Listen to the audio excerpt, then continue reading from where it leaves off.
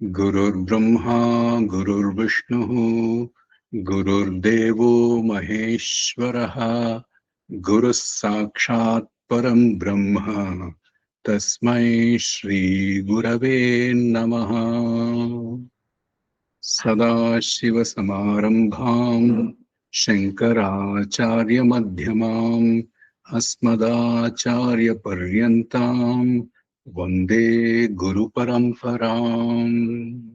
श्रुतिस्मृतिपुराणानाम् आलयं करुणालयं नमामि भगवत्पादं शङ्करं लोकशङ्करम्। ॐ सद्गुरुदेवाय नमः।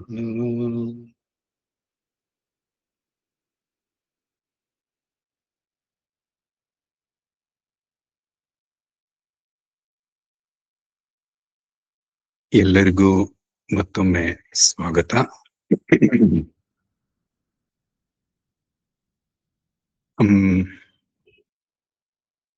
ನಮಗೆಲ್ಲ ಗೊತ್ತಿರೋ ಹಾಗೆ ವೇದಾಂತದಲ್ಲಿ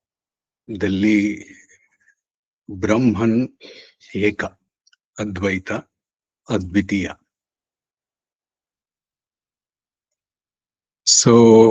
ಸಾರಿ, ಸ್ವಲ್ಪ ಅಡಚಣೆ ಉಂಟಾಯಿತು, ಸ್ವಲ್ಪ ಎಕೋ ಬರ್ತಾ ಇತ್ತು. ಹಾಗಾಗಿ ಬ್ರಹ್ಮನ್ ಅದ್ವೈತವಾಗಿದ್ದಾಗ, ಬ್ರಹ್ಮನ್ ಒಂದೇ ಇದ್ದಾಗ, ಏಕಾಏಕಿಯಾಗಿದ್ದಾಗ ಎಲ್ಲವೂ ಮೌನ, ಶೂನ್ಯ, ಅನುಭವ ರಹಿತವಾದದ್ದು, ಅಚಲ, ಪೂರ್ಣ, ನಿರ್ಮಲ, ನಿಶ್ಚಲ. ಬ್ರಹ್ಮನ್ ಒಂದೇ ಇದ್ದಾಗ ತನ್ನನ್ನ ತಾನು ಅರಿಯಲು ಸಾಧ್ಯವಿಲ್ಲ. ಯಾಕೆಂದ್ರೆ ಅರಿಯೋದಿಕ್ಕೆ ಮತ್ತೊಂದೇನೂ ಇಲ್ಲ. ಅದಕ್ಕಾಗಿ ಬ್ರಹ್ಮನ್ ಅಥವಾ ಈಶ್ವರ ಪ್ರಕೃತಿಯೊಂದಿಗೆ ಕೂಡಿ ಮಿಲನವಾಗಿ ಆವಾಗ ಈ ಸಂಯೋಗದಲ್ಲಿ, ಆ ಲೀಲೆಯಲ್ಲಿ ಹಲವಾರು ಬದಲಾವಣೆಗಳಾಗ್ತಾ ಹೋಗುತ್ತೆ. ಸೊ ಪ್ರಕೃತಿ ಪುರುಷ ಕೂಡಿ ಆಡ್ತಾ ಇರೋ ಕ್ರೀಡೆಯ ಫಲಿತಾಂಶ ಏನು? ಅದರ ಫಲಿತಾಂಶ ಏನು? ನೇರವಾಗಿ ಜೀವ ಜಗತ್ತಿನ ಸೃಷ್ಟಿ. ಈಶ್ವರ ಪುರುಷ ಪ್ರಕೃತಿಯೊಂದಿಗೆ ಕೂಡದೆ ಹೋದ್ರೆ, ಸಂಯೋಗ ಆಗದೆ ಹೋದ್ರೆ ಜೀವವೂ ಇಲ್ಲ, ಜಗತ್ತೂ ಇಲ್ಲ. ಅದಕ್ಕೆ ಈಶ್ವರನ ಸಂಕೇತ ಏನು, ಹೇಗ್ ನಿರೂಪಿಸಿದ್ದಾರೆ ಪುರಾಣಗಳಲ್ಲಿ ಈಶ್ವರನನ್ನ? ತಂಪಾದ ಹಿಮದ ಪ್ರದೇಶ ಕೈಲಾಸದಲ್ಲಿ ಅಚಲವಾಗಿ, ಸ್ಥಿರವಾಗಿ, ಮೌನವಾಗಿ, ಯುಗ ಯುಗಗಳಿಂದ ಕಣ್ಮುಚ್ಚಿಕೊಂಡು ಧ್ಯಾನಮಗ್ನನಾಗಿ ಕುಳಿತುಕೊಂಡಿರೋದು.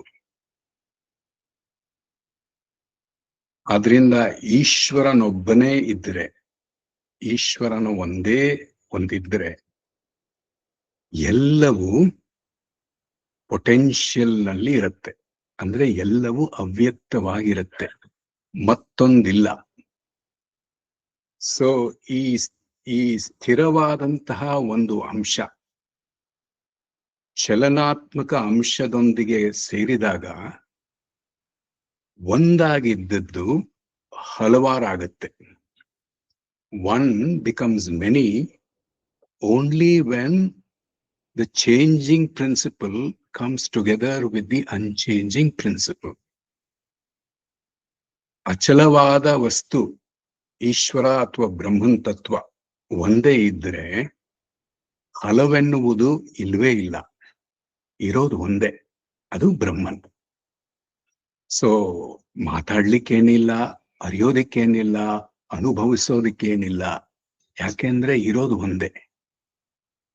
ಜ್ಞಾನಕ್ಕೆ, ವಿದ್ಯೆಗೆ, ಅರಿವಿಗೆ, ಅನುಭವಕ್ಕೆ ಒಂದು ಬಿಟ್ಟು ಮತ್ತೊಂದಿರಬೇಕು. ಅಂದ್ರೆ ದೃಕ್ ದೃಶ್ಯ ಎರಡಿರ್ಬೇಕು. ಆವಾಗಲೇ ಅನುಭವ ಸಾಧ್ಯ, ಅರಿವಾಗೋದಿಕ್ ಸಾಧ್ಯ. ಇಲ್ಲದೆ ಹೋದ್ರೆ ಆಗ್ಲಿಲ್ಲ. ಸೊ ಈ ಲೀಲೆಯ ಹಿನ್ನೆಲೆಯಲ್ಲಿ ಪುರುಷನ ಒಂದು ಚೇಷ್ಟೆ ಉಂಟು. ಯಾಕೆಂದ್ರೆ ತನ್ನಂತಾನು ಅರಿಯೋದಿಕ್ಕೆ ಪ್ರಕೃತಿ ಮೂಲಕ ತಾನು ಬೇರೆಯಾಗಿ ಹೊಮ್ಮಿದಾನೆ ಜಗತ್ತಿನಲ್ಲಿ. ಬೇರೆಯಾಗಿ ಅಂದ್ರೆ ಬೇರೆಯಾಗಿ ತೋರಿದಂತೆ ಜೀವವಾಗಿ ಜಗತ್ತಾಗಿ ತೋರ್ಪಡಿಸ್ಕೊಳ್ತಾ ಇದ್ದಾನೆ. ಸೊ ಹಾಗಾಗಿ ಈ ಪ್ರಕೃತಿ ಪುರುಷ ಸೇರಿದಾಗ ಯಾವುದು ನಿರ್ಮಲವಾಗಿದೆಯೋ, ಯಾವುದು ಶಾಂತವಾಗಿದೆಯೋ, ಈ ಶಾಂತವಾಗಿತ್ತೋ, ಇದ್ದಕ್ಕಿದ್ದಂತೆ ಒಂದು ಕಾರಂಜಿಯಲ್ಲಿ ಸ್ಫುಟವಾದಂತೆ ನೀರು ಚಿಮ್ಮಿದಂತೆ ಒಂದು ಚಲನೆ ಉತ್ಪತ್ತಿ ಆಗತ್ತೆ.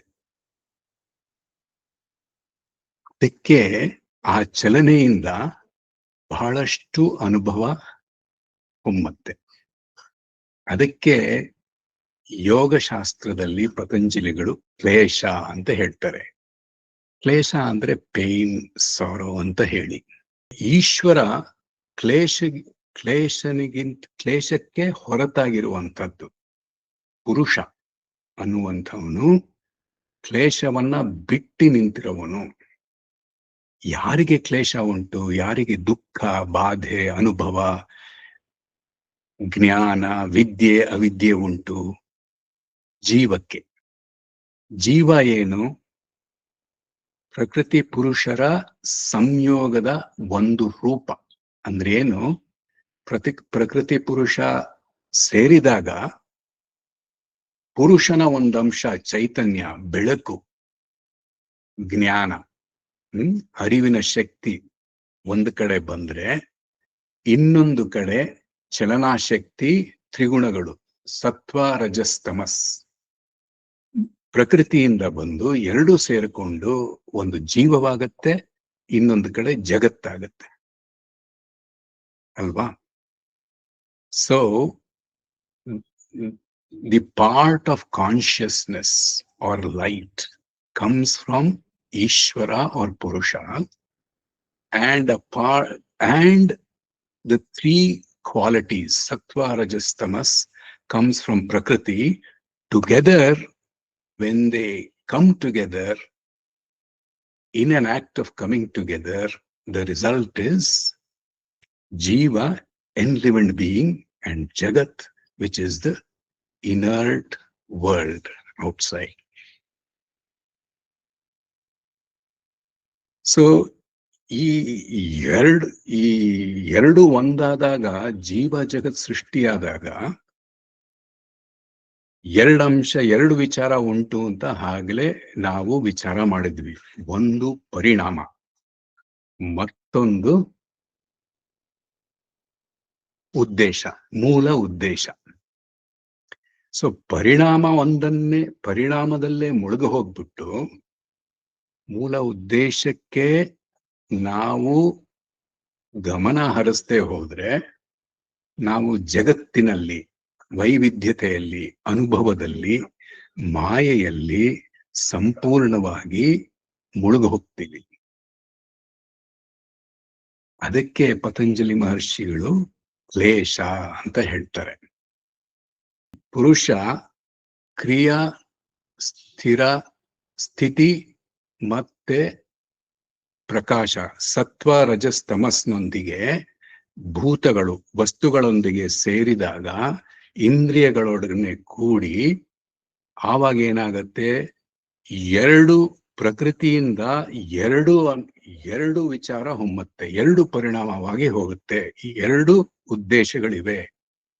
ಒಂದು ಭೋಗ, ದೃಶ್ಯ ಇರೋದು ಅಂದ್ರೆ ವಸ್ತು, ನೋಡುವ ವಸ್ತು ಎಲ್ಲವೂ ಇರೋದು ಭೋಗಕ್ಕೆ, ಅಂದ್ರೆ ಎಂಜಾಯ್ಮೆಂಟ್, ಅನುಭವಕ್ಕೆ. ಮತ್ತೊಂದಿರೋದು ಅಪವರ್ಗ ಅಂತ ಪತಂಜಲಿ ಮಹರ್ಷಿಗಳು ಹೇಳ್ತಾರೆ. ಭೋಗ ಅಂದ್ರೆ ಅನುಭವ. ಮೂಲದಲ್ಲಿ ಅನುಭವ ಏನ್ ಮಾಡುತ್ತೆ?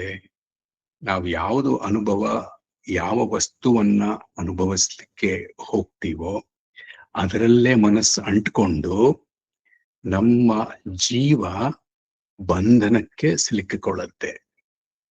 ಸೊ ಒಂದ್ ಕಡೆ ಪ್ರಕೃತಿ ಭೋಗ ಕೊಟ್ರೆ ಅಂದ್ರೆ ಬಂಧನ ಕೊಟ್ರೆ, ಇನ್ನೊಂದು ಕಡೆ ಅದೇ ಪ್ರಕೃತಿ ಅಪವರ್ಗಕ್ಕೆ ಕಾರಣವಾಗಿದೆ. ಮೂಲ ಉದ್ದೇಶ ಅಪವರ್ಗ.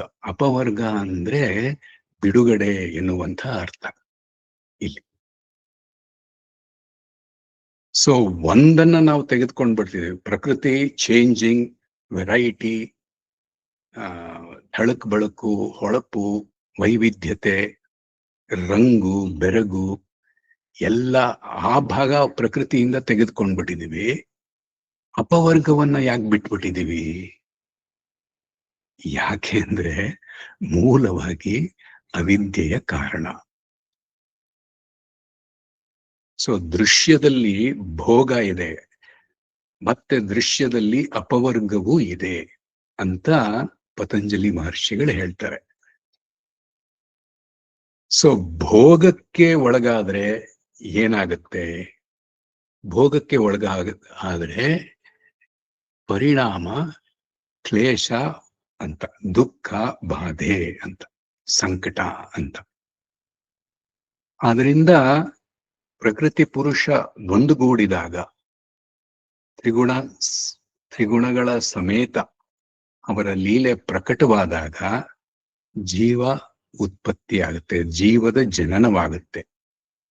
ಅದು ದೃಕ್ದೃಶ್ಯ ವಿವೇಕದಲ್ಲಿ ಜೀವ ಹೇಗೆ ಜನನವಾಯಿತು ಅಂದ್ರೆ ಸ್ಥೂಲದ ಪ್ರಕ್ರಿಯೆ ಅಲ್ಲ, not the biological process, but the manifestation of the unmanifest. ನಿರಾಕಾರವಾಗಿರುವಂಥ ಒಂದು ಶಕ್ತಿ ಆಕಾರಕ್ಕೆ ಹೇಗೆ ಬಂತು ಅಂದ್ರೆ ಛಾಯಾಹಂಕಾರ ಐಕ್ಯಂ. ಛಾಯಾ ಒಂದು ಬೆಳಕಿನ ಪ್ರತಿಬಿಂಬ, ಅರಿವಿನ ಪ್ರತಿಬಿಂಬ ಅಹಂಕಾರದೊಂದಿಗೆ ಐಕ್ಯವಾದಾಗ, ಗುರುತಿಸ್ಕೊಂಡಾಗ ತಪ್ತಾಯ ಪಿಂಡವತ್ ಅಂದ್ರೆ ಒಂದು ಬೆಂಕಿಯ ಚೆಂಡಿನಂತೆ, ಲೋಹದ ಬೆಂಕಿಯ ಚೆಂಡಿನಂತೆ ತೋರುತ್ತೆ. ಆದ್ರಿಂದ ಅಹಂಕಾರಕ್ಕೆ ತನ್ನದೇ ಆದ ಬೆಳಕಿಲ್ಲ, ಲೋಹಕ್ಕೆ ತನ್ನದೇ ಆದ ಬೆಳಕಿಲ್ಲ. ಆದ್ರೆ ಲೋಹವನ್ನ ಕಾಯಿಸಿ ಕೆಂಡದಂತೆ ಕಾಯಿಸಿದಾಗ, ಅದು ಕೆಂಡದಂತೆ ಕೆಂಪಾದಾಗ ಲೋಹವು ಬೆಳಕಿನ ಒಂದು ಜ್ಯೋತಿಯಂತೆ ತೋರುತ್ತೆ. ಯಾವುದು ನಿರ್ಜೀವವೋ ಅದು ಜೀವವಾಗಿ ತೋರುತ್ತೆ. ಯಾತ್ರಿಂದ ಛಾಯಾ ಬೆಳಕಿನ ಪ್ರತಿಬಿಂಬ, ಕಾನ್ಶಿಯಸ್ನೆಸ್, ಅರಿವು ಬುದ್ಧಿಯ ಮೇಲೆ ಬಿದ್ದಾಗ ಅದು ಚಿತ್ ಛಾಯಾ ಅಂತ ಹೇಳ್ತೀವಿ. ದೃಕ್ದೃಶ್ಯ ವಿವೇಕ ಚಿತ್ ಛಾಯಾ ಅಂತ ಹೇಳುತ್ತೆ. ಇನ್ನುಳಿದ ಗ್ರಂಥಗಳಲ್ಲಿ ಚಿದಾಭಾಸ ಅಂತನೂ ಹೇಳ್ತಾರೆ.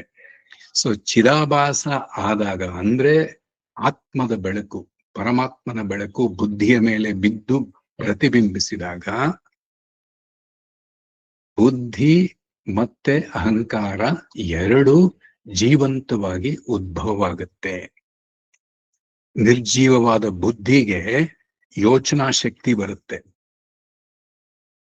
ಚಿತ್ ಛಾಯಾ ಶಕ್ತಿ ಅಲ್ಲಿ ತಾಕೋವರೆಗೂ ಬುದ್ಧಿ ಜಡವಾಗಿರುತ್ತೆ. ಬುದ್ಧಿಗೆ ಯೋಚನಾ ಶಕ್ತಿ ಬರೋದು ಚಿತ್ ಛಾಯಾ ಶಕ್ತಿ ತಾಕಿದಾಗ, ಅದಕ್ಕೆ ಅಂದ್ರೆ ಆತ್ಮದ ಶಕ್ತಿ ಪ್ರತಿಬಿಂಬಿಸಿದಾಗ ಬುದ್ಧಿಯ ಮೇಲೆ. ಆ ನಂತರ ನಾನು ಎನ್ನುವ ಭಾವನೆ ಅಹಂಕಾರದ ಉತ್ಪತ್ತಿ ಆಗತ್ತೆ. ಸೊ ಅಹಂಕಾರ ಚಿದಾಭಾಸದೊಂದಿಗೆ ಮಿಲನವಾಗ್ಬಿಟ್ರೆ, ಏಕವಾಗ್ಬಿಟ್ರೆ, ಆವಾಗ ಅಹಂಕಾರವೇ ಚಿದಾಭಾಸವಾಗಿ ತೋರುತ್ತೆ. ಅಂದ್ರೆ ನಾನೇ ಚೈತನ್ಯ ಅಂತ ಅಹಂಕಾರ ಹೇಳ್ಕೊಳತ್ತೆ. ತಾನು ಜಡವಾದರೂ ತನ್ನ ಅಸ್ತಿತ್ವ ಮೂಲತಃ ಸ್ವಂತವಾಗಿ ಇಲ್ಲದಿದ್ದರೂ ತನ್ನ ಅಸ್ತಿತ್ವ ಆತ್ಮದ ಬೆಳಕಿನ ಮೇಲೆ ಅವಲಂಬಿತವಾಗಿದ್ದರೂ ತಾನೇ ಮೂಲದಲ್ಲಿ ಅಸ್ತಿತ್ವದಲ್ಲಿ ಇದ್ದೇನೆ ಅಂತ ಕ್ಲೇಮ್ ಮಾಡೋ ಅಂತಹ ಒಂದು ಚೇಷ್ಟೆಯ ಪ್ರಕರಣವೇ ಅಹಂಕಾರ. The claimant that one is light in spite of having borrowed the light from Atman or Brahman is the entity called ego. ಹೇಗೆ ಲೋಹದ ಒಂದು ಗುಂಡು ತನ್ನಲ್ಲೇ ಬೆಳಕಿಲ್ಲದಿದ್ದರೂ ಹೊರಗಿನಿಂದ ಕಾಯಿಸಿದಾಗ ಅದು ಕೆಂಪಾದಾಗ ತಾನೇ ಬೆಳಕಿನ ಒಂದು ಬಲ್ಬ್ ಆಗಿ ತೋರುತ್ತೋ, ಬೆಳಕಿನ ಒಂದು ಶಕ್ತಿಯಾಗಿ ತೋರುತ್ತೋ, ಹಾಗೆ ಜೀವ ಒಂದು ಶಕ್ತಿಯಾಗಿ ಎದ್ದೇಳುತ್ತೆ. ಒಂದು ಜೀವದ ವಸ್ತು, ನಿರ್ಜೀವ ವಸ್ತು ಜೀವ ತುಂಬಿ ಏಳುತ್ತೆ. ಯಾವಾಗ? ಆತ್ಮದ ಬೆಳಕು ಬುದ್ಧಿಯ ಮೇಲೆ ಬಿದ್ದಾಗ, ಆ ಬುದ್ಧಿ ಮನಸ್ಸು ದೇಹದೊಂದಿಗೆ ಅಂಟಿಕೊಂಡಾಗ, ಸಂಬಂಧ ಹೊಂದಿದಾಗ ಜೀವ ಅಂತ ಉತ್ಪತ್ತಿ ಆಗತ್ತೆ. ಜೀವ ಜನನ ಆದ್ಮೇಲೆ ಏನಾಯ್ತು? ಸುಮ್ಮನೆ ಇರಲ್ಲ. ಜೀವ ಜನಿಸಿದ ಮೇಲೆ ಅವಸ್ಥಾತ್ರಯದ ಪ್ರಕ್ರಿಯೆಗೆ, ಅವಸ್ಥಾತ್ರಯದ ಅನುಭವಕ್ಕೆ ದಿನನಿತ್ಯ ಒಳಗಾಗತ್ತೆ. ಎಚ್ಚರ, ಕನಸು, ಗಾಢ ನಿದ್ದೆ, ಇದು ಸಾಮಾನ್ಯದ ಅನುಭವ. ಆದ್ರಿಂದ ನೋಡಿ, ಎಚ್ಚರ, ಕನಸು, ಇದರಲ್ಲಿ ನಾವು ನಿದ್ರಾವಸ್ಥೆಯಲ್ಲಿ ಮಾತ್ರ, ಗಾಢ ನಿದ್ರೆಯಲ್ಲಿ ಮಾತ್ರ ಸುಖದ ಅನುಭವ ಶಾಶ್ವತವಾಗಿ, ಅಂದ್ರೆ ಒಂದೇ ಸಮನೆ ಅನುಭವಿಸ್ಲಿಕ್ಕೆ ಸಾಧ್ಯ. ಎಚ್ಚರ ಮತ್ತೆ ನಿದ್ರಾ ಸ್ಥಿತಿ, ಕನಸಿನ ಸ್ಥಿತಿಯಲ್ಲಿ ನಾವು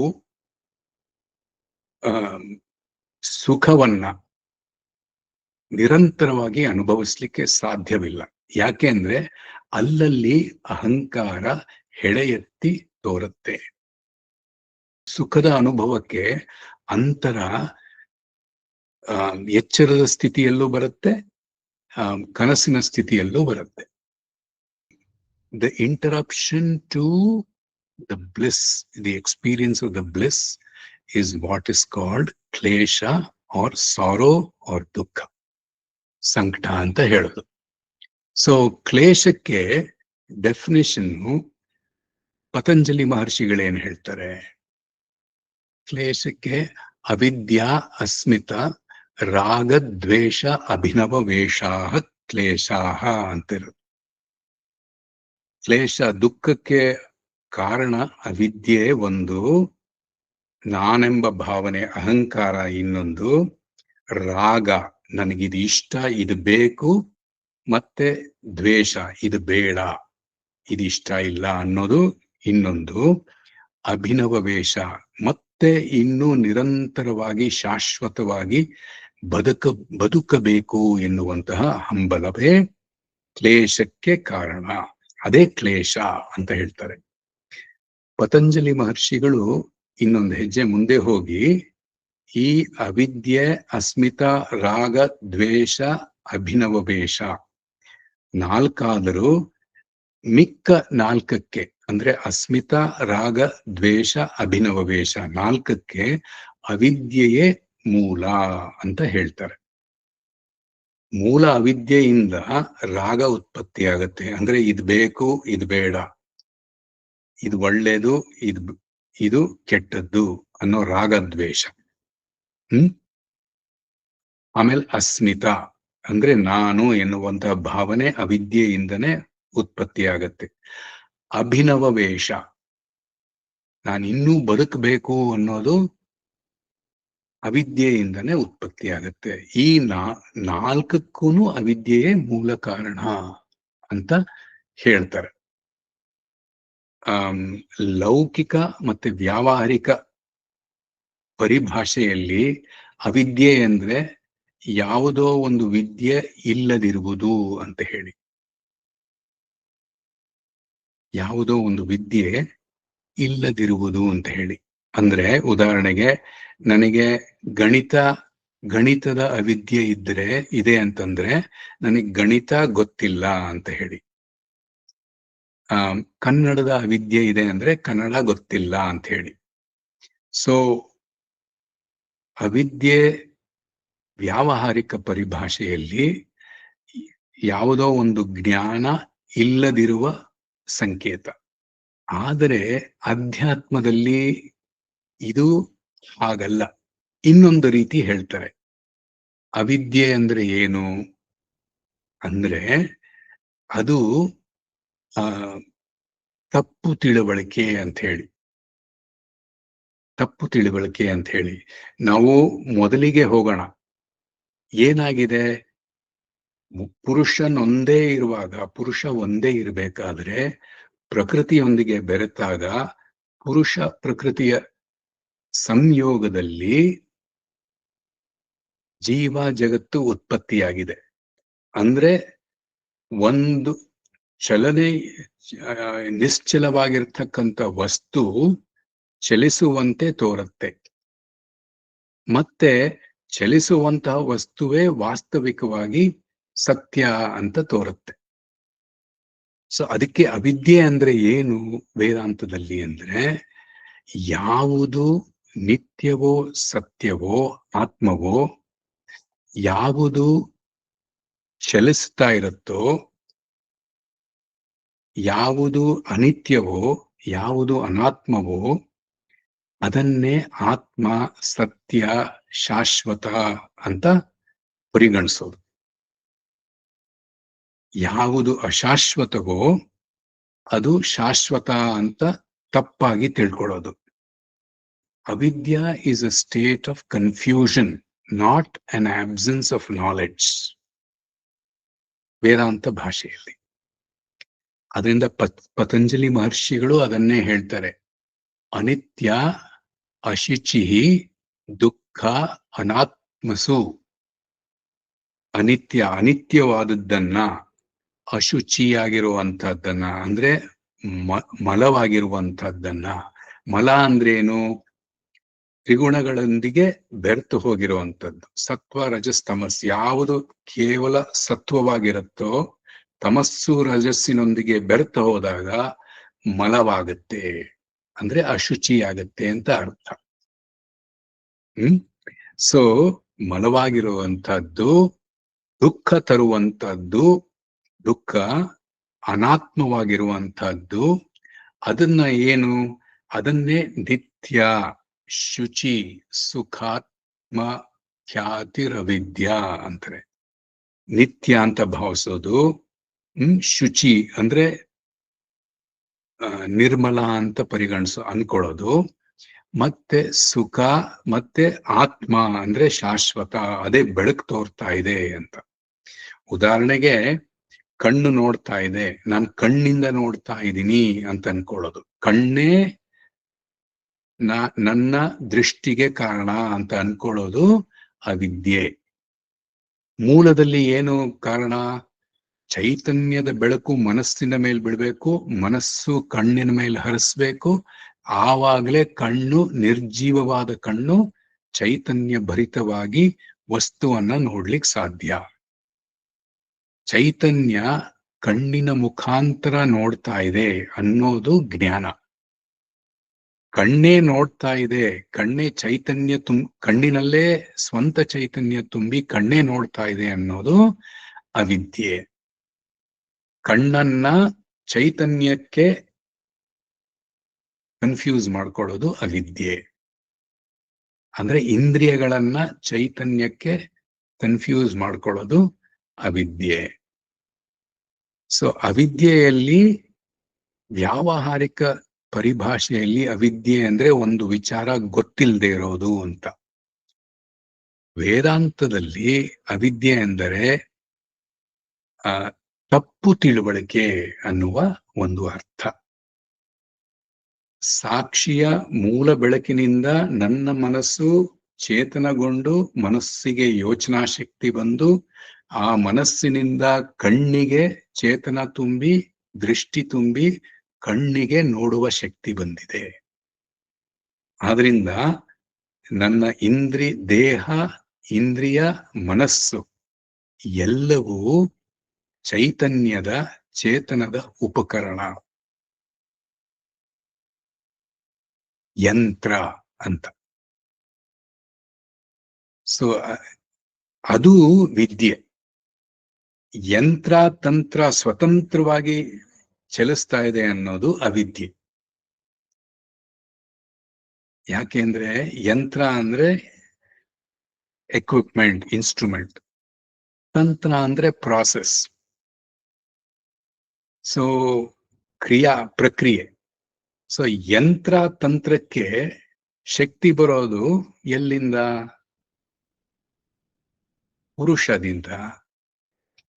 ಈಶ್ವರ ನಮ್ಮನ್ನ ಉಪಯೋಗಿಸ್ತಾ ಇದ್ದಾನೆ. ಈ ಯಂತ್ರವನ್ನ ತಂತ್ರವಾಗಿ ಬಳಸಿ ಜಗತ್ತಿನ ಎಲ್ಲ ಕಾರ್ಯಾಚರಣೆಯನ್ನು ನಡೆಸ್ತಾ ಇದ್ದಾನೆ. ಇದು ವಿದ್ಯೆ. ಅದನ್ನ ಕನ್ಫ್ಯೂಸ್ ಮಾಡ್ಕೊಂಡ್ಬಿಟ್ರೆ ಅವಿದ್ಯೆ. ನಾನೇ ಈಶ್ವರ, ನಾನೇ ಮಾಡ್ತಾ ಇದ್ದೀನಿ, ನಾನೇ ಅನುಭವಿಸ್ತಾ ಇದ್ದೀನಿ, ನಾನೇ ಯೋಚಿಸ್ತಾ ಇದ್ದೀನಿ ಅನ್ನೋದು ಕರ್ತೃತ್ವ, ಭೋಕ್ತೃತ್ವ, ಜ್ಞಾತೃತ್ವ. ಅದು ಅವಿದ್ಯೆ. ಯಾವುದು ಅನಾತ್ಮವೋ, ಯಾವುದು ಅನಿತ್ಯವೋ, ಯಾವುದು ಅಶುದ್ಧವೋ ಅದನ್ನ ಆತ್ಮ ನಿತ್ಯ ಶುದ್ಧ ಅಂತ ತಪ್ಪಾಗಿ ಭಾವಿಸುವುದೇ ಅವಿದ್ಯೆ ಅಂತ ಪತಂಜಲಿ ಮಹರ್ಷಿಗಳು ಸಾಧನಾ ಪಾದ 2ನೇ ಅಧ್ಯಾಯದ 5ನೇ ಶ್ಲೋಕದಲ್ಲಿ ಹೇಳ್ತಾರೆ. ಮುಂದುವರಿತಾ ಯೋಗ ಸೂತ್ರದಲ್ಲಿ ಪತಂಜಲಿ ಮಹರ್ಷಿಗಳೇನ್ ಹೇಳ್ತಾರೆ? ದೃಕ್ ದರ್ಶನ ಶಕ್ತಿಯೋರ್ ಐಕ್ಯತಾಂ ಏವಂ ಅಸ್ಮಿತಾ. ದರ್ಶನ ಶಕ್ತಿ, ದೃಕ್ ಅಂದ್ರೆ ವೀಕ್ಷಕ, ಸಿಯರ್, ಅಥವಾ by the power of consciousness, ನೋಡುವ ಪುರುಷ ಅಂತ ಹೇಳಿ. ದೃಕ್ ದರ್ಶನ ಶಕ್ತಿಯೋರ್ ಐಕ್ಯತಾಂ. ದರ್ಶನ ಶಕ್ತಿ ಅಂದ್ರೆ power of seeing. Power of seeing ಅಥವಾ ಥಿಂಕಿಂಗ್ ಯಾವುದದು? ಬುದ್ಧಿ. ಐಕ್ಯತಾಂ, ಪುರುಷನೊಂದಿಗೆ ಬುದ್ಧಿ ಐಕ್ಯವಾದಾಗ, ಅಂದ್ರೆ ಅದನ್ನ ಗುರ್ತಿಸ್ಕೊಂಡಾಗ, ಬೆಸುಗೆ ಹೊಂದಿದಾಗ ಆವಾಗಲೇ ನಾನು ಎನ್ನುವಂತಹ ಭಾವನೆ ಉತ್ಪತ್ತಿ ಆಗತ್ತೆ. ಅಲ್ಲಿವರೆಗೆ ನಾನು ಎನ್ನುವ ಭಾವನೆ ಉತ್ಪತ್ತಿ ಆಗೋದಿಲ್ಲ. ಪುರುಷ ಮತ್ತೆ ಬುದ್ಧಿಯ ಸಂಯೋಗವೇ ಅಸ್ಮಿತಾ ಅಂತ ಪತಂಜಲಿ ಮಹರ್ಷಿಗಳು ಹೇಳ್ತಾರೆ. ವೇದಾಂತಕ್ಕೂ ಇದರಲ್ಲಿ ಇದೇ ವ್ಯಾಖ್ಯಾನ ಇದೆ. ನಾನು ಎನ್ನುವಂತ ಅಹಂಕಾರ ಹುಟ್ಟೋದು ಚಿದಾಭಾಸದಿಂದ ಬುದ್ಧಿ ಜೀವ ತುಂಬಿ, ಬುದ್ಧಿ ಎನ್ನುವುದು ಒಂದು ವಸ್ತು ಉತ್ಪತ್ತಿ ಆಗತ್ತೆ. ಅಹಂಕೃತಿ ಎನ್ನುವ ಇನ್ನೊಂದು ಐ ಆಮ್ನೆಸ್, ನಾನು ಎನ್ನುವಂತಹ ಭಾವನೆ ಏಕವಾಗಿ ಉತ್ಪತ್ತಿಯಾಗುತ್ತೆ ಅಂತ ದೃಕ್ದೃಶ್ಯ ವಿವೇಕ ಸಹಿತ ಹೇಳುತ್ತೆ. ಈ ಅಹಂಕಾರ ಉತ್ಪತ್ತಿಯಾದಾಗ, ಅಹಂಕಾರ ಜೀವ ತುಂಬಿ ಬಂದಾಗ ಅದು ಸುಮ್ಮನೆ ಇರಲ್ಲ. ಏನ್ ಮಾಡತ್ತೆ? ಮೊದಲು ಅದು ಶಾಶ್ವತವಾಗಿದ್ದೀನಿ ಅನ್ನುವ ತಪ್ಪು ಕಲ್ಪನೆ ಇರುತ್ತೆ. ಆದ್ರಿಂದ ತಾನು ಮುಂದುವರಿಬೇಕು ಅಂತ ಅದಕ್ಕೆ ತೋರುತ್ತೆ. ಅಹಂಕಾರ ಮುಂದುವರಿಯೋದಿಕ್ಕೆ ಹೇಗೆ ಸಾಧ್ಯ? ತನ್ನ ಸ್ವಂತ ದೇಹ ಇಲ್ಲ, ತನ್ನ ಸ್ವಂತ ಮನಸ್ಸಿಲ್ಲ, ತನ್ನ ಸ್ವಂತ ಬುದ್ಧಿ ಇಲ್ಲ. ಒಂದು ಕಡೆ ಪುರುಷ ಅಥವಾ ಚೇತನ ಇದೆ, ಇನ್ನೊಂದು ಕಡೆ ಜೀವದ ದೇಹ, ಮನಸ್ಸು, ಬುದ್ಧಿ ಇದೆ. ಆದ್ರಿಂದ ಅಹಂಕಾರ ಏನ್ ಮಾಡುತ್ತೆ? ಜೀವದ ದೇಹ, ಮನಸ್ಸು, ಬುದ್ಧಿ ಉಪಯೋಗಿಸ್ಕೊಂಡು ಅದರ ಮೂಲಕ ಮುಂದುವರಿಬೇಕು ಅನ್ನುವಂತಹ ಕಾರ್ಯದಲ್ಲಿ ತೊಡಗತ್ತೆ. ಇದು ಅಹಂಕಾರದ ಚೇಷ್ಟೆ. ಅದಕ್ಕೆ ನೋಡಿ, ನಾವು ಬದುಕುವ ಹಂಬಲ ಇದೆಯಲ್ಲ, ಇನ್ನು ಮುಂದೆ ಬದುಕಬೇಕು, ಇನ್ನು ಬದುಕಬೇಕು ಎನ್ನುವ ಹಂಬಲ, ಅದು ಎಲ್ಲಿಂದ ಉತ್ಪತ್ತಿ ಆಗುತ್ತೆ ಅದು ಹೇಳಲಿಕ್ಕಾಗೋದಿಲ್ಲ. ಅದರ ಮೂಲ ಹುಡುಕ್ಲಿಕ್ಕಾಗಲ್ಲ. ತನ್ನಷ್ಟಿಗೆ ತಾನೇ ಎದ್ದು ಬರುತ್ತೆ ಮನಸ್ಸಿನಲ್ಲಿ. ಸುಮ್ಮನೆ ಕುಳಿತಿದ್ದಾಗಲೂ ಎದ್ದೇಳ ಒಂದು ಮನಸ್ಸಿನಲ್ಲಿ ಒಂದು ಹಂಬಲ, ಇನ್ನೂ ಬದುಕಬೇಕು ಎನ್ನುವಂತಹ ಹಂಬಲ, ಯೋಚನೆ. ಕೆಲಸ ಕಾರ್ಯ ಮಾಡ್ತಾ ಇದ್ರೆ ಯಾಕೆ ಮಾಡ್ತಾ ಇದ್ದೀನಿ, ಇನ್ ಮುಂದೆ ಬದುಕಬೇಕು ಎನ್ನುವಂತ ಹಂಬಲದಿಂದ ಮಾಡ್ತಾ ಇದ್ದೀನಿ. ಅದರಿಂದ ಹೇಗೆ ಉತ್ಪತ್ತಿ ಆಯ್ತು ಅಂತ ಹೇಳೋದು ಕಷ್ಟ, ಆದ್ರೆ ಉತ್ಪತ್ತಿ ಆಗತ್ತೆ. ಅದಕ್ಕೆ ಪತಂಜಲಿ ಮಹರ್ಷಿಗಳೇನ್ ಹೇಳ್ತಾರೆ, ಸ್ವರಸವಾಹಿ ಅಂತ. ಸ್ವರಸವಾಹಿ ಅಂದ್ರೆ ತನ್ನ ಮೂಲ, ನನ್ನ ರಸದಿಂದಲೇ ಹೊಮ್ಮಿದಂತಹ ಒಂದು ಶಕ್ತಿ, ಅದು ನಾನು ಇನ್ನೂ ಬದುಕಬೇಕು. ರಸ ಅಂದ್ರೆ ಏನು, ಪುರುಷ, ಮೂಲ ರಸ. ಯಾತಕ್ಕಿದು ಬರ್ತಾ ಇದೆ ಅಂತ ಯಾರಿಗೂ ಗೊತ್ತಿಲ್ಲ, ಆದ್ರೆ ಮೂಲದಲ್ಲಿ ಆತ್ಮದ ಶಕ್ತಿಯಿಂದ ಅದು ಬರ್ತಾ ಇದೆ. ಅದು ಆಕ್ರಮಿಸ್ಕೊಂಡ್ಬಿಟ್ಟಿದೆ. ಯಾತ್ರ ಮೂಲಕ, ಪ್ರಕೃತಿಯ ಮೂಲಕ. ಒಳಗಿನಿಂದ ಯಥೇಚ್ಛವಾಗಿ ಉತ್ಪತ್ತಿ ಆಗತ್ತೆ. ಯಾವುದೋ ಒಂದು ಶಕ್ತಿ ಉತ್ಪತ್ತಿ ಆಗತ್ತೆ. ಆ ಶಕ್ತಿ ಏನು, ನಾನಿನ್ನೂ ಬದುಕಬೇಕು, ನಾನಿನ್ನೂ ಬದುಕಬೇಕು ಎನ್ನುವಂತಹ ಹಂಬಲ. ಇದು ಜೀವವನ್ನು ಬಿಡಿ, ತಿಳಿದವರನ್ನೂ ಕೂಡ ಈ ಹಂಬಲ ಬಿಡೋದಿಲ್ಲ. ಆದ್ರಿಂದ ಇನ್ನೂ ಬದುಕುವ ಹಂಬಲ, ಅಭಿನವೇಶ ಅನ್ನೋದು ತನ್ನಷ್ಟಿಕ್ ತಾನೇ ಮೂಲ ಶಕ್ತಿಯಿಂದ ಉತ್ಪತ್ತಿ ಆಗುತ್ತೆ. ಅದು ಉತ್ಪತ್ತಿಯಾದಾಗ ಮನಸ್ಸು, ಬುದ್ಧಿ, ದೇಹದ ಮೇಲೆ ಹತೋಟಿ ಇಲ್ಲ, ಅದನ್ನು ಆಕ್ರಮಿಸ್ಕೊಂಡ್ಬಿಡುತ್ತೆ. ಆದ್ರಿಂದ ಮೂಲವಾಗಿ ಏನು, ಆತ್ಮಶಕ್ತಿ, ಆತ್ಮ ಬೆಳಕು ಶಾಶ್ವತ, ಸ್ವಯಂ ಶಾಶ್ವತ. ಆದರೆ ಅದು ದೇಹದಲ್ಲಿ ಆಕ್ರಮಿಸ್ಕೊಂಡಾಗ ದೇಹದ ಮೂಲಕ ಶಾಶ್ವತೆಯನ್ನ ಹುಡುಕ್ಲಿಕ್ಕೆ ಹೋಗುತ್ತೆ. ಅದಕ್ಕೆ ಆ ಬದುಕುವ ಹಂಬಲ, ಇನ್ನೂ ಬದುಕಬೇಕು ಎನ್ನುವಂತಹ ಹಂಬಲ ಉತ್ಪತ್ತಿ ಆಗತ್ತೆ ಅಂತ. ಸೊ ಇದೆಲ್ಲದಕ್ಕೂ ಅವಿದ್ಯೆ ಮೂಲ ಕಾರಣ. ರಾಗ ಆಗ್ಲಿ, ದ್ವೇಷ ಆಗ್ಲಿ, ಅಸ್ಮಿತ, ನಾನೆಂಬುವ ಭಾವನೆ ಆಗ್ಲಿ, ಅಭಿನವೇಶ ಅಥವಾ ಇನ್ನೂ ಬದುಕಬೇಕು ಎನ್ನುವಂತಹ ಹಂಬಲ ಆಗ್ಲಿ, ಇದೆಲ್ಲಕ್ಕೂ ಅವಿದ್ಯೆಯೇ ಮೂಲ ಕಾರಣ. ಸೊ ಈ ಅವಿದ್ಯೆ ಎರಡು ರೀತಿ ತೋರುತ್ತೆ. ಒಂದು ನಿದ್ರೆಯಲ್ಲಿದ್ದಂತೆ ಇರುತ್ತೆ, ಅಂದ್ರೆ ಅಪ್ರಕಟಿತವಾಗಿರುತ್ತೆ, ಅಂದ್ರೆ ಬೀಜ ರೂಪದಲ್ಲಿರುತ್ತೆ. ಇನ್ನೊಂದು ವ್ಯಕ್ತವಾಗಿ ತೋರುತ್ತೆ. ವ್ಯಕ್ತವಾಗಿ ತೋರಿದಾಗ ಆ ಅವಿದ್ಯೆ ಮಂದವಾಗಿರಬಹುದು, ಇಲ್ಲವೇ ಏರಿಳಿತದಲ್ಲಿರಬಹುದು, ಏರುಪೇರಾಗಿ ಇರಬಹುದು, ಇಲ್ಲವೇ ಸಂಪೂರ್ಣ ವಿಕಾಸವಾಗಿರಬಹುದು. ಆದ್ರಿಂದ ಅದಕ್ಕೆ ಪತಂಜಲಿ ಮಹರ್ಷಿಗಳು ಹೇಳ್ತಾರೆ, ಸತಿ ಮೂಲೆ ತದ್ವಿಪಾಕೋ ಜಾತ್ಯಾಯುರ್ಭೋಗ ಅಂತ. ಅಂದ್ರೆ ಸತಿ ಮೂಲದಲ್ಲಿ ಅವಿದ್ಯೆ ಇದ್ದರೆ ಜನ್ಮ ಉತ್ಪತ್ತಿಯಾಗತ್ತೆ.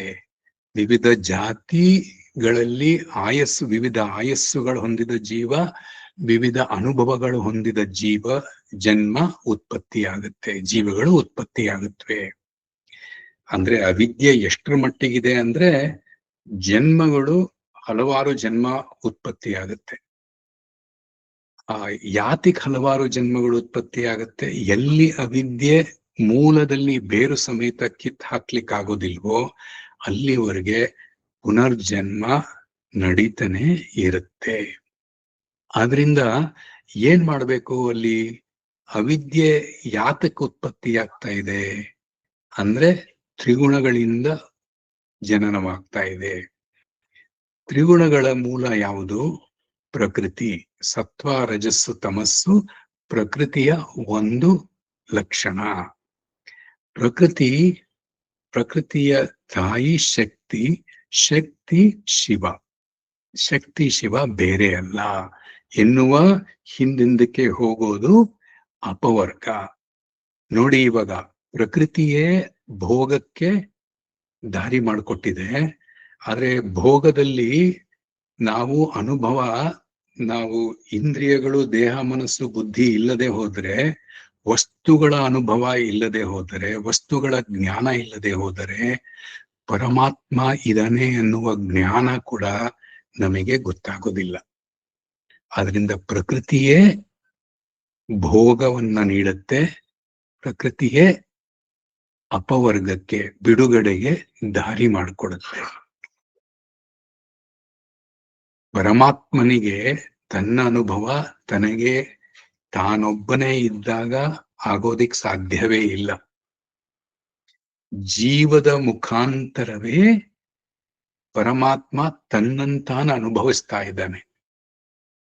ಈ ಮಧ್ಯೆ ಜೀವ ತಾನು ಅನುಭವಿಸ್ತಾ ಇದ್ದೀನಿ ಅನ್ನುವ ಅವಿದ್ಯೆಯಲ್ಲಿ ತೊಡಗಿದ್ದಾನೆ. ಇದು ಭೋಗದ ವಿಚಾರ, ಪ್ರಕೃತಿಯಿಂದ ಬರುವಂತಹದ್ದು. ಆದ್ರಿಂದ ಪತಂಜಲಿ ಮಹರ್ಷಿಗಳೇನ್ ಹೇಳ್ತಾರೆ, ಈ ಭೋಗ ಇದೆಯಲ್ಲ, ಈ ದೃಶ್ಯದ ಸಂಕೇತ ಇದೆಯಲ್ಲ, ಇದಕ್ಕೆಲ್ಲ ಈ ಭೋಗಕ್ಕೆ ಕಾರಣ ಏನು, ಈ ಅವಿದ್ಯೆಗೆ ಕಾರಣ ಏನು? ದೃಕ್ ದೃಶ್ಯದ ಮಿಲನ. ಸೊ ಆದ್ರಿಂದ ಮೂಲತಃ ಬೇರು ಸಮೇತ ಅವಿದ್ಯೆಯನ್ನ ಕಿತ್ ಹಾಕ್ಬೇಕಾದ್ರೆ ಏನ್ ಮಾಡ್ಬೇಕು? ದೃಕ್ ಮತ್ತೆ ದೃಶ್ಯವನ್ನ ಬೇರ್ಪಡಿಸಬೇಕು. ಅದನ್ನೇ ಹೇಳ್ತಾರೆ. ಸೊ ದೃಕ್ ಮತ್ತೆ ದೃಶ್ಯ ಅಂದ್ರೆ ಚೇತನ ಮತ್ತೆ ಅದರ ಯಂತ್ರಗಳು, ಅದರ ಪರಿಣಾಮ, ಉಪಕರಣಗಳು, ಅದನ್ನ ಬೇರ್ಪಡಿಸುವ, ಚೇತನ ಮತ್ತೆ ಜಡ ವಸ್ತುಗಳನ್ನ ವಿವೇಕದಿಂದ ಬೇರ್ಪಡಿಸುವುದೇ ವಿದ್ಯೆ ಅಥವಾ ವಿವೇಕ. ಸ್ಥೂಲದಲ್ಲಿ ಬೇರ್ಪಡಿಸ್ಲಿಕ್ಕಾಗಲ್ಲ. ಯಾಕೆ ಅಂದ್ರೆ ಬೆಂಕಿಯಲ್ಲಿ ಲೋಹದ ಚೆಂಡಿನಲ್ಲಿ ಕಾದ ಲೋಹದ ಚೆಂಡಿನಲ್ಲಿ ಹೇಗೆ ಬೆಂಕಿ ಇದ್ದಂತೆ ಬೆಳಕಾಗಿ ತೋರುತ್ತೋ, ಚೇತನ ಮತ್ತೆ ಜಡ ಹೊಂದ್ಕೊಡ್ಬಿಟ್ಟಿದೆ. ಎಲ್ಲಿವರೆಗೆ ಜೀವ ಇರುತ್ತೋ ಅಲ್ಲಿವರೆಗೆ ಚೇತನ ಮತ್ತೆ ಜಡ ಒಂದಾಗಿ ಬೇರ್ಪಡಿಸಲಾಗದೆ ಐಕ್ಯವಾಗ್ಬಿಟ್ಟಿರುತ್ತೆ. ಆದ್ರಿಂದ ನಾವು ವಿವೇಕದಿಂದಲೇ ಮಾತ್ರ ಅಥವಾ ವಿದ್ಯೆಯಿಂದಲೇ ಮಾತ್ರ ದೃಕ್ ಮತ್ತೆ ದೃಶ್ಯವನ್ನ ಅರಿವಿನಿಂದ ಮಾಡಬೇಕು. ಅದಕ್ಕೆ ಮೂಲ ಅಡ್ಡ ಆಗ್ತಾ ಇರೋದೇನು? ನಮ್ಮ ಚಿತ್ತದ ವೃತ್ತಿ. ಅದಕ್ಕೆ ಯೋಗಶಾಸ್ತ್ರದಲ್ಲಿ ಚಿತ್ತವೃತ್ತಿ ನಿರೋಧದ ಮೂಲಕ ನಮ್ಮ ದೃಕ್ಕನ ಮೂಲ ಸ್ವರೂಪ, ಅದರ ದರ್ಶನವಾಗತ್ತೆ ಅಂತ ಹೇಳಿ, ಚಿತ್ತವೃತ್ತಿ ನಿರೋಧದ ಬಗ್ಗೆ ಪತಂಜಲಿ ಮಹರ್ಷಿಗಳು ಕೂಲಂಕುಷವಾಗಿ ಅಷ್ಟಾಂಗ ಯೋಗದಲ್ಲಿ 8 ಹೆಜ್ಜೆಗಳಲ್ಲಿ ವಿವಿಧ ಕ್ರಮಗಳು ಹೇಳಿ ತೋರ್ಸ್ಕೊಟ್ಟಿದ್ದಾರೆ. ಆದ್ರಿಂದ ಪ್ರಕೃತಿ ಇರೋದು ಯಾಕೆ? ಪ್ರಕೃತಿ ಇರೋದೇ ಪುರುಷನಿಗೋಸ್ಕರ, ಅಂದ್ರೆ ಪುರುಷ ಅನುಭವಿಸ್ಲಿ ಅಂತ. ಪ್ರಕೃತಿ ಇನ್ನೊಂದ್ ಕಡೆ ಇರೋದು ಯಾಕೆ? ತನ್ನ ವಿಕಾಸವಾಗ್ಲಿ ಅಂತ. ಅಂದ್ರೆ ಜೀವ ವಿಕಾಸವಾಗಿ ಪರಮಾತ್ಮನ ಅರಿವನ್ನ ಹೊಂದಲಿ ಅಂತ. ಜೀವವಾಗಿಯೇ ಉಳಿದ್ಬಿಟ್ರೆ ಭೋಗದಲ್ಲಿ ಮುಳುಗು ಹೋಗುತ್ತೆ. ಅದು ಪ್ರಕೃತಿಯ ಒಂದು ಅಂಶ. ಆದ್ರೆ ಭೋಗದ ಮೂಲಕ ಪ್ರಕೃತಿ ಜೀವದ ವಿಕಾಸಕ್ಕೆ, ಅಂದ್ರೆ ತನ್ನ ವಿಕಾಸಕ್ಕೆ ತಾನೇ ದಾರಿ ಮಾಡ್ಕೊಡ್ತಾ ಇದೆ. ಹೇಗೆ? ಕ್ಲೇಶ, ಅನುಭವದಲ್ಲಿ ಕ್ಲೇಶ ತುಂಬಿದೆ, ಅಂದ್ರೆ ದುಃಖ ಬಾಧೆ ತುಂಬಿದೆ. ಆದ್ರಿಂದ ಸಾಕಪ್ಪ ಈ ಕ್ಲೇಶ ಅಂತ ಯಾವಾಗ ಸಾಕಾಗುತ್ತೋ, ಯಾವಾಗ ವಿವೇಕ ವೈರಾಗ್ಯ ಮೂಡಿ ಬರುತ್ತೋ, ಆವಾಗ ಜೀವ ದೃಕ್ಕಿನ ಕಡೆ ಹೋಗ್ಲಿಕ್ಕೆ ಶುರು ಮಾಡ್ತಾನೆ, ಗಮನ ಹರಿಸ್ಲಿಕ್ಕೆ ಶುರು ಮಾಡ್ತಾನೆ. ಆವಾಗ ಪ್ರಕೃತಿ ಒಂದ್ ಕಡೆ ವಿಕಾಸ ಆಗತ್ತೆ. ಸಂಕುಚಿತವಾದ ಮನಸ್ಸು ವಿಕಾಸವಾದಾಗ ಬಹುಚಿಂತಕ ಮನಸ್ಸು ಏಕಚಿಂತಕವಾಗಿ ಮೌನದಲ್ಲಿ ಸ್ಥಾಪನೆ ಆದಾಗ ನಾನು ಯಾರು, ಪುರುಷ ಯಾರು ಎನ್ನುವಂತಹ ಬೆಳಕು ಕಂಡುಕೊಳ್ಳುವಂತಹ ಒಂದು ಸಂಭವ ಬರುತ್ತೆ. ಆದ್ರಿಂದ ಇದರಲ್ಲಿ ಮೂಲ ಅಂಶ ಏನಂದ್ರೆ, ಪ್ರಕೃತಿ ಪುರುಷರ ಲೀಲೆ ಏನಪ್ಪಾ ಅಂದ್ರೆ, ಒಂದು ಕಡೆ ಪರಿಣಾಮ ಅಂದ್ರೆ ಭೋಗ, ಇನ್ನೊಂದು ಕಡೆ ಅದು ಅಪವರ್ಗ. ಪ್ರಕೃತಿ ಇರೋದೇ ಪುರುಷನಿಗೋಸ್ಕರ, ಪ್ರಕೃತಿ ಇರೋದೇ ಜೀವಕ್ಕೋಸ್ಕರ. ಜೀವದ ವಿರೋಧಿಯಲ್ಲ ಪ್ರಕೃತಿ, ಪುರುಷನ ವಿರೋಧಿಯೂ ಅಲ್ಲ ಪ್ರಕೃತಿ. ಆದ್ರಿಂದ ಪುರುಷ ಸ್ವಯಂ ಇಚ್ಛೆಯಿಂದ ಪ್ರಕೃತಿಯೊಂದಿಗೆ ಬೆರೆತು ಜೀವವಾಗಿ ಜಗತ್ತಾಗಿ ತೋರ್ತಾನೆ. ಜಗತ್ತಿನಲ್ಲಿ, ಜೀವದಲ್ಲಿ ಅಂದ್ರೆ ಜಗತ್ತಿನ ಬಾಹ್ಯ ಪ್ರಪಂಚದಲ್ಲಿ ಮತ್ತೆ ಜೀವದಲ್ಲಿ ಅಂದ್ರೆ ನನ್ನ ಅಂತರಂಗದಲ್ಲಿ ಪುರುಷನನ್ನ ಕಂಡುಕೊಳ್ಳೋದೇ ಅಪವರ್ಗ. ಬಾಹ್ಯ ಜಗತ್ತಿನ ತಳಕು ಬಳುಕಿನಲ್ಲಿ, ರಂಗು ಬೆರಗಿನಲ್ಲಿ ಮುಳುಗು ಹೋಗೋದೆ, ಅಥವಾ ದೇಹೇಂದ್ರಿಯಗಳ ಅನುಭವದಲ್ಲಿ ಮುಳುಗಿ ಹೋಗೋದೆ ಅವಿದ್ಯೆ ಅಥವಾ ಭೋಗ. ಇವೆರಡೂ ಪ್ರಕೃತಿಯ ಲೀಲೆ. ಎರಡು ಒಂದಕ್ಕೆ ಒಂದು ವಿರೋಧ ಇಲ್ಲ. ಯಾಕೆಂದ್ರೆ ಅನುಭವ ಇಲ್ಲದೆ ಹೋದರೆ, ಭೋಗದ ಅನುಭವ ಇಲ್ಲದೆ ಹೋದರೆ ಪುರುಷನ ಅನುಭವ ಕೂಡ ಆಗ್ಲಿಕ್ಕೆ ಸಾಧ್ಯ ಇಲ್ಲ. ಭೋಗದ ಜ್ಞಾನ, ವಸ್ತುವಿನ ಜ್ಞಾನ ಇಲ್ಲದೆ ಹೋದರೆ ಪರಮಾತ್ಮನ ಜ್ಞಾನ, ಅರಿವು ಕೂಡ ಸಾಧ್ಯ ಆಗೋದಿಲ್ಲ. ಅದಕ್ಕೆ ನಾನು ಜ್ಞಾನಿ ಆಗ ಹೊರಟಿದ್ದೀನಿ ಅನ್ನುವ ವಿಚಾರ ಪ್ರಾರಂಭಿಕ ಹಂತದಲ್ಲಿ ಸಾಧಕನಾಗಿ ಶುರುವಾದರೂ, ವಾಸ್ತವಿಕತೆಯಲ್ಲಿ, ನಿಜಾಂಶದಲ್ಲಿ ಪರಮಾತ್ಮ ತನ್ನನ್ನು ತಾನ ಅರಿಲಿಕ್ಕೆ ಈ ಜೀವದ ದೇಹ, ಮನಸ್ಸು, ಬುದ್ಧಿಯನ್ನ ಉಪಯೋಗಿಸಿ ಅನುಭವಿಸಿ, ಅನುಭವದಿಂದ ಜೀವದ ವಿಕಾಸದ ಮೂಲಕ ತನ್ನಂತಾನೆ ಅರಿತುಕೋತಾ ಇದ್ದಾನೆ ಅನ್ನುವುದು ಮೂಲ ವೇದಾಂತದ ವಿಚಾರ. ಅದರಿಂದ ಸಾರಾಂಶದಲ್ಲಿ ಪ್ರಕೃತಿ ಪುರುಷರ ಮಿಲನದಿಂದ ಪರಿಣಾಮ ಜೀವ ಜಗತ್ತಿನ ಸೃಷ್ಟಿ, ಮೂಲ ಉದ್ದೇಶ ಜೀವದ ವಿಕಾಸ, ಪುರುಷನ ತನ್ನ ಸ್ವಂತ ಅರಿವು, ತನ್ನ ಮೂಲ ಅರಿವು, ಅದು ಜೀವದ ಮೂಲಕ, ಜಗತ್ತಿನ ಮೂಲಕ ಎನ್ನುವಂತ ವಿಚಾರ ಕುರಿತು ಈ ವಿಚಾರಧಾರೆಯನ್ನ ಆ ಪರಮಾತ್ಮನಲ್ಲಿ ಮತ್ತೆ ನನ್ನ ಸದ್ಗುರುವಿನಲ್ಲಿ ಅರ್ಪಿಸ್ತಾ ಇದ್ದೀನಿ. ಓಂ ಸದ್ಗುರು ಚರಣಾರ್ಪಣಮಸ್ತು.